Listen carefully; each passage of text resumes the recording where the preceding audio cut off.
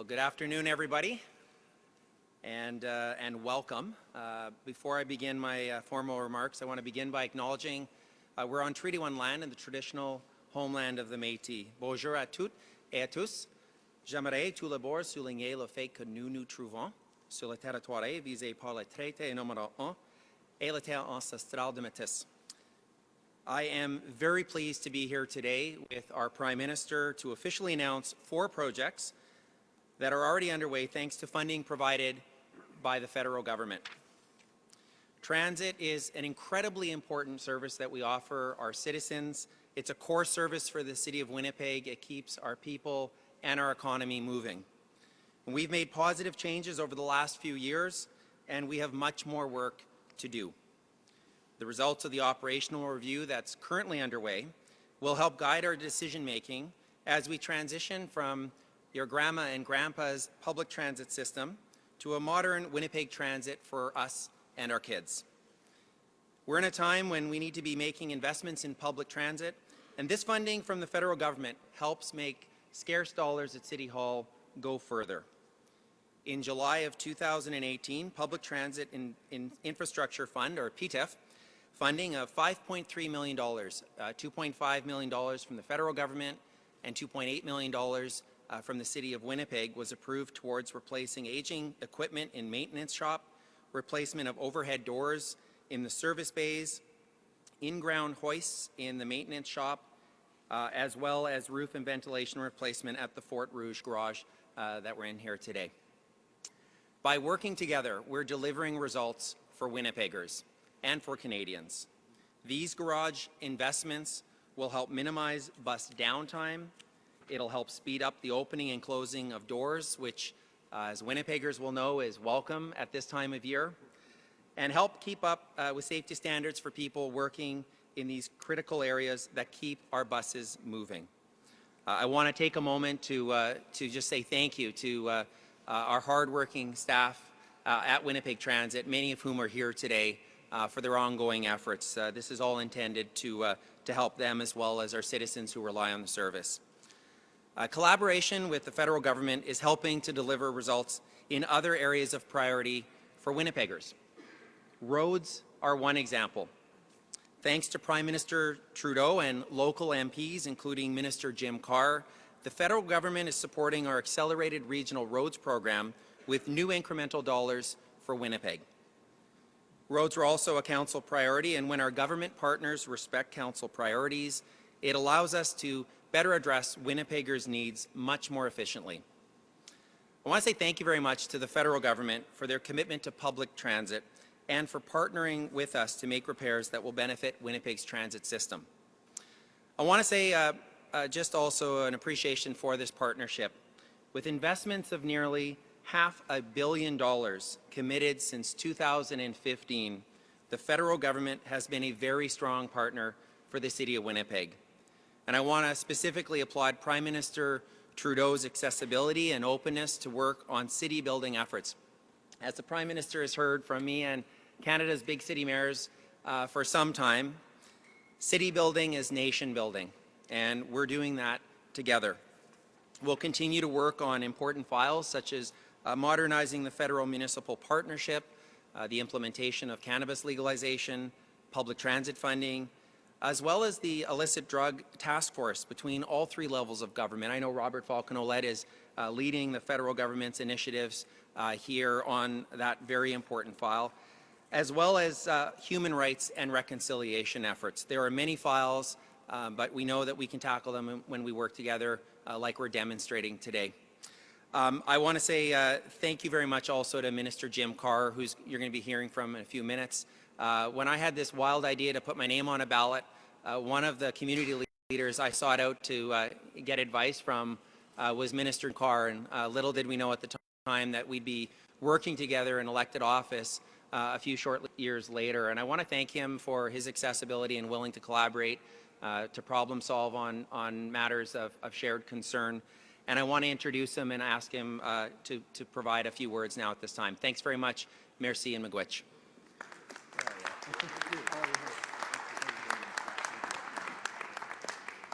Well, thank you, Mayor Bowman. And I want to say what kind of a terrific partner you are, and you have been, as the Government of Canada gets close to cities around the country, knowing that you were such an important partner as we build the infrastructure we need to move goods and services and people through the country and take advantage of all of the trade opportunities that we have now in front of us. And the fact that you are so available and so collaborative makes it much easier for the Government of Canada to partner with cities. And that relationship has been a model, and I thank you for it. By definition, whenever the Prime Minister of Canada comes to Winnipeg South Centre, I get excited because that's where I live and these are the people whom I represent. But when the Prime Minister comes to Manitoba, we know that something good is going to happen. And the last time the Prime Minister was here on a very cold and crisp day, we were in Churchill, Manitoba, where the Prime Minister announced an historic understanding with Indigenous peoples, with the private sector, with the people of the North, that restored rail service to that community and will guarantee the future of the port.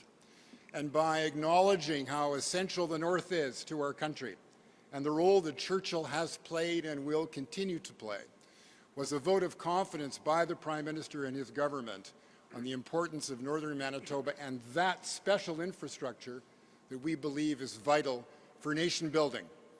And I believe, Prime Minister, the time before that, it was a really, really hot day in Assiniboine Park when we announced Diversity Gardens. And this is infrastructure that's just as important, but of a different sort. This is the infrastructure of who we are as people who represent virtually every country internationally and who have a relationship with the natural environment. And that is what Diversity Gardens will be. So, Prime Minister, when you come here, you bring with you a message of building infrastructure, hard and soft, of building relationships among governments, among people, the celebration of diversity, which is the essence of who we are as Winnipeggers and Manitobans. And it's my great pleasure on behalf of the people who I hope will vote for me in October in this great riding, to welcome you to Manitoba, to Winnipeg, and to Winnipeg South Centre. It's my honour to welcome and introduce our Prime Minister, the Right Honourable Justin Trudeau.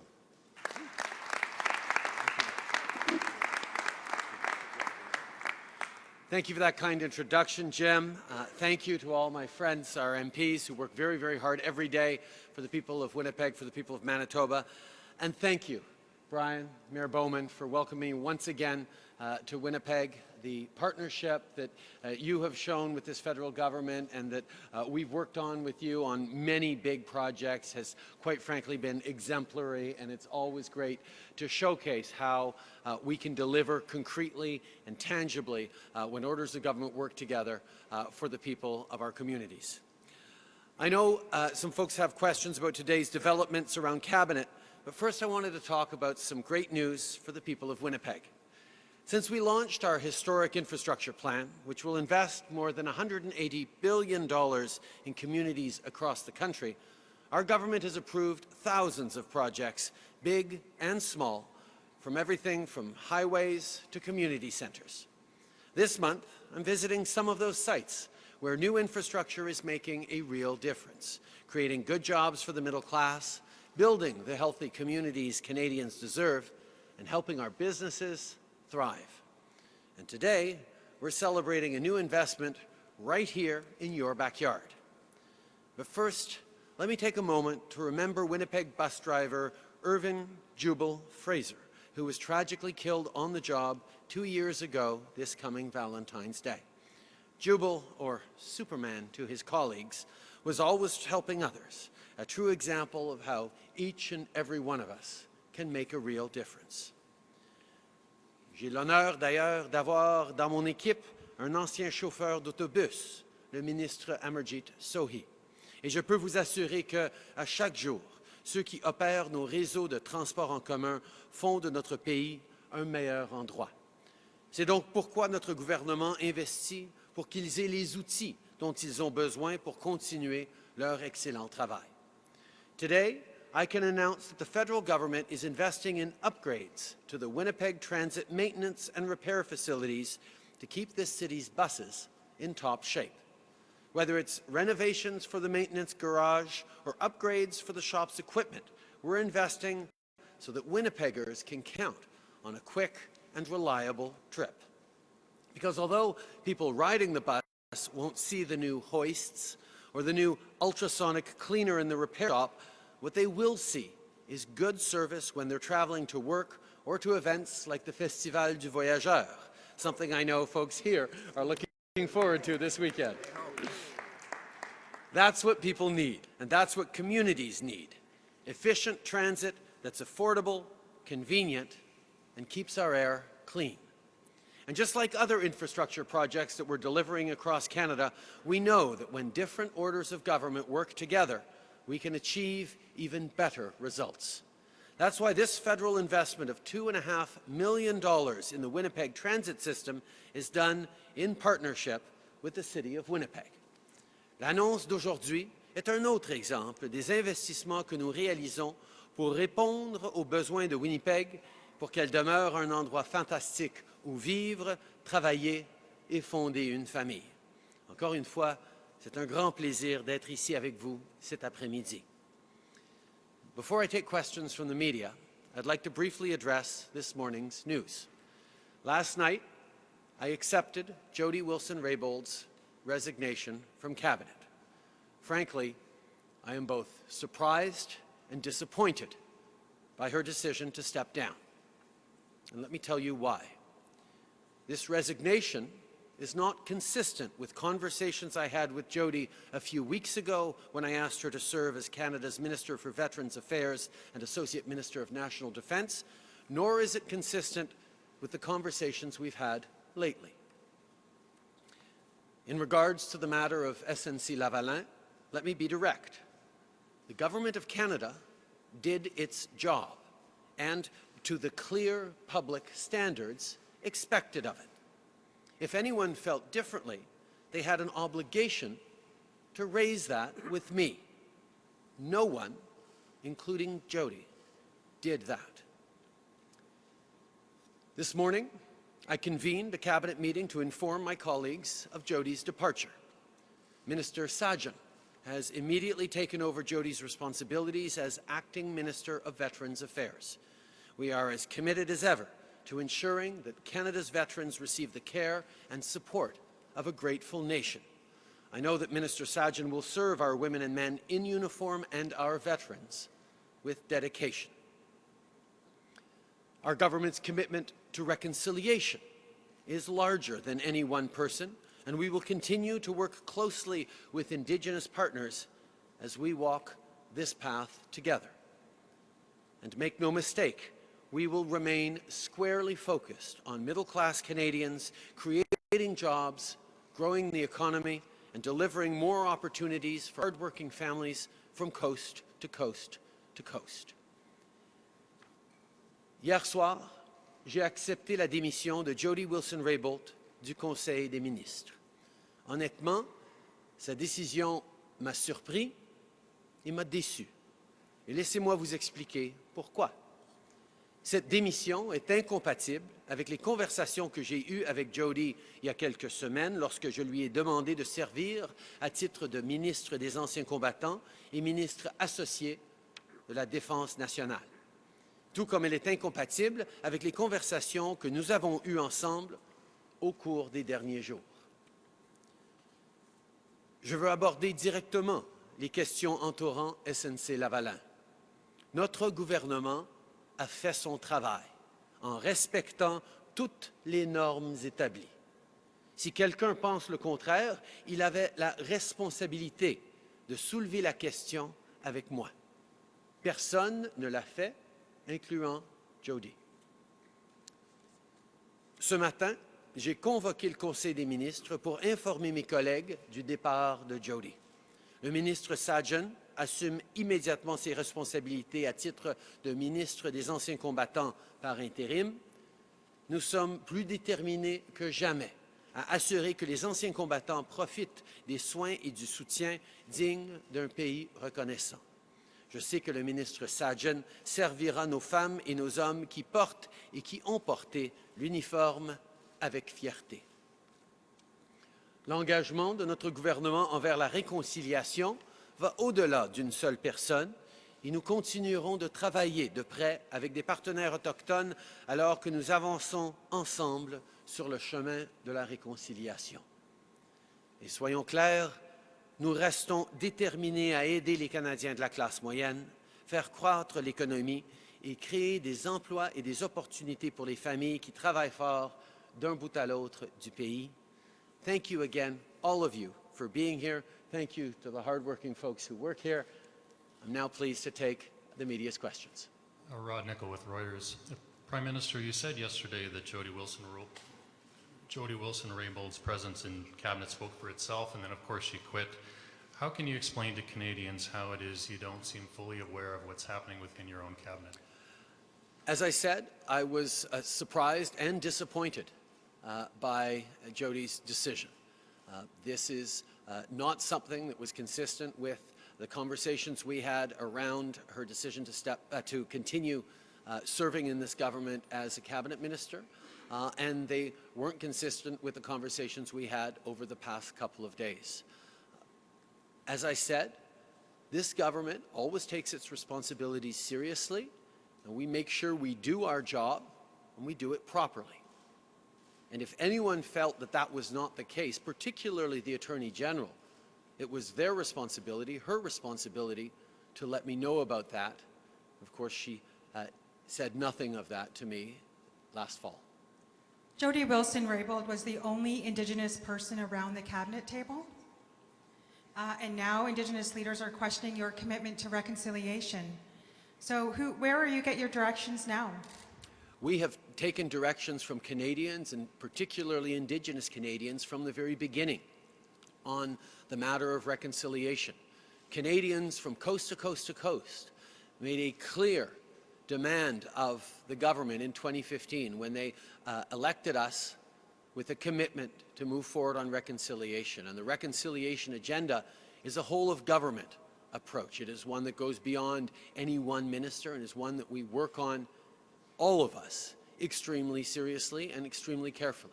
We have made historic investments in transforming the frame with which Canada has engagements with Indigenous peoples, and we've also delivered tangibly and concretely on new schools, on new health systems, on ending boil water advisories, on moving forward in tangible ways that are creating economic opportunities for Indigenous peoples. We will continue to work very hard with a whole-of-government approach because that's what Canadians expect. Hello, Prime Minister. You're saying that Jody Wilson-Raybould's decision to leave cabinet is inconsistent with the conversations you had with her in your office. Many people have been asking over the last couple of days, would you be willing to waive the privilege that she's citing for not coming forward and speaking? So are you willing to waive that privilege? Would you like to get a full airing of this before it goes any further? Indeed, I've heard those calls and take them very seriously, and that's why I've asked our current Minister of Justice and Attorney General to make recommendations to me on the question of solicitor-client privilege. I will highlight, however, that there's a real danger that's been flagged for me of unintended consequences, particularly because there are 2 court cases ongoing directly related to this matter that could be impacted by such a decision we might make. And allow me to be also very clear when I say that our government did its job properly and according to all the rules. And if someone felt that we did not, someone within the government, a minister or particularly the Attorney General, then it was her responsibility to come directly to me and highlight that. And that is not an issue that involves attorney-client privilege. She, of course, should be coming to me and expressing that. And she did not. Même question en français, s'il vous plaît. Nous comprenons à quel point la question de privilège en est une importante. C'est pour ça que j'ai demandé à notre ministre de la Justice et procureur général de nous donner des recommandations, de me donner des recommandations là-dessus. Mais soulignons qu'il il faut faire attention à des conséquences négatives ou inattendues de cette décision, particulièrement étant donné le fait qu'il y a 2 procès actuellement en cours qui touchent justement ces enjeux-là. Mais je peux aussi souligner que ce n'est pas une question de privilège qui empêcherait ou qui aurait empêché quiconque dans mon gouvernement de venir me voir s'il trouvait qu'on n'était pas en train d'accomplir nos responsabilités, de faire notre job de la bonne façon. Et comme j'ai dit, Mme Wilson-Raybould n'a pas du tout souligné au courant de l'automne ses préoccupations à mon égard. Kelly Malone with the Canadian Press. Do you support the Justice Committee probe now? And if it does go forward, will you testify? I'm not going to get ahead of the determination that members of the Parliamentary Committee make. It is a well-established principle in our democracy that committees of parliamentarians are independent in the decisions they make. And I look forward to seeing the deliberations that parliamentarians will make about how to proceed on this. M. Trudeau, Patrick Foucault, Radio-Canada, en français et en anglais, si possible. Finalement, est-ce que sa décision à Mme Wilson-Raybould, c'est la preuve qu'elle considère avoir subi de la pression dans ce dossier-là? Comme j'ai dit, je suis surpris et déçu de sa décision parce que si elle avait l'impression que le gouvernement n'avait pas bien fait sa job, n'a pas respecté toutes les normes, c'était sa responsabilité de venir m'en parler à l'automne. Ce qu'elle n'a pas fait. Alors, pour moi, c'est une surprise et honnêtement, oui, je suis déçu de sa décision parce que je ne la comprends pas au complet. I will highlight once again that I am surprised and disappointed and, to be honest, don't entirely understand why Jody Wilson-Raybould made the decision she did. Because if anyone, particularly the Attorney General, felt that we were not doing our job fully, responsibly, and according to all the rules as a government, it was her responsibility to come forward to me this past fall and highlight that directly to me. She did not. Nobody did. And that's why I continue to be puzzled and obviously disappointed by her decision to step down from cabinet. Puis à ce sujet, comment est-ce que vous pensez pouvoir rétablir la confiance des Canadiens maintenant dans le système judiciaire? En français et en anglais, s'il vous plaît. Nous sommes un gouvernement qui respecte de façon profonde notre système judiciaire, l'indépendance de notre système judiciaire. C'est évident dans tout ce que nous faisons ici au Canada, mais aussi à travers le monde. Et je continue de rassurer les Canadiens que nous avons suivi toutes les règles, toutes les normes en place par rapport à l'indépendance judiciaire. Comme j'ai dit, si il y a une personne qui ne pense pas qu'on a suivi ces principes-là, c'était son obligation, particulièrement Mme Raybould, de m'en aviser, et elle n'a pas du tout fait ça. Amber McGuckin, Global News. We learned that the Manitoba Premier was not invited to today's event. I'm just wondering why, and can you speak to the state of your relationship? We have a very positive relationship with all orders of government right across the country. I've made a number of announcements of infrastructure that's going to have a positive impact on the people of Manitoba with the Premier, with members of his government. This particular announcement is an investment in transit that we're doing in partnership with the City of Winnipeg, and I'm very, very pleased to be able to stand here with Mayor Bowman to highlight the great ongoing partnership we have between the federal government and the City of Winnipeg, but reassure everyone that we also have a very constructive and positive relationship with the province and indeed with all provinces. Jill McIshon with CTV National News. I've been speaking with a number of chiefs today, and there was a statement by the national chief as well. The BC chiefs are very concerned about what has happened. The national chief says there's many questions that haven't been answered yet. When will these chiefs get the answers that they're looking for? I think Canadians are looking to understand this situation and looking to be reassured that our government is doing its job and are doing its job in a way that respects the independence of the judiciary, and the rule of law. It is something that we will always do. So many Canadians, including Indigenous Canadians, rightfully have questions, and that's why we are working hard on answering them, as I'm doing today, highlighting that for folks who are puzzled by Ms. Wilson-Raybould's decision to step down, they can add me to the list because I was surprised and disappointed. This is not something that has been consistent with the conversations, and certainly she never came to me in the fall with concerns that the government was not fulfilling its responsibilities in the right manner. What about a timeline on this? We have an election in October. When are Canadians going to get answers? As I said, we're giving answers today. Last question. Brittany Hobson, APTN National News. Regarding the upcoming child welfare legislation, will First Nation communities have full control over their own children in the child welfare system under the legislation that you'll table soon? The legislation we're moving forward with shortly on Child and Family Services is a historic piece of legislation on many levels. It, first of all, responds to an extraordinarily pressing need within Indigenous communities that young people need to be raised in their culture, in their language, in their communities. Far too many Indigenous children are taken from their communities and end up lost and losing their cultures. That is unacceptable, and that is why we sat down with Indigenous communities, Indigenous leadership, to actually create legislation that they have been integral in actually crafting. This is a piece of legislation that is not just about reconciliation, but embodies reconciliation because it was done in true partnership with Indigenous peoples. And I'm very much looking forward, as are Indigenous peoples right across this country, to moving forward with this legislation that will put the safety and security of the children at the very forefront and recognize that integral to their safety and security is them keeping their culture, their language, and being raised by their communities and in their culture. That is something that we're moving forward on. Merci beaucoup tout le monde. Thank you very much.